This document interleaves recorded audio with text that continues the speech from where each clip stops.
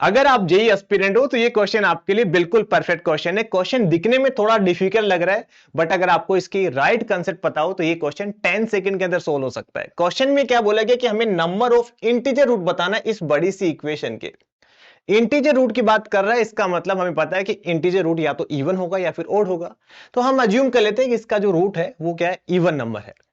Root है तो इस इक्वेशन को सेटिस्फाई करेगा, तो हम एक्स की जगह अल्फा पुट कर देंगे। अब हमें पता है कि इवन नंबर की पावर अगर आप कुछ भी करोगे तो इवन नंबर ही आने वाला है। इसका मतलब ये भी इवन नंबर रहेगा, ये भी इवन नंबर रहेगा, ये भी इवन नंबर रहेगा।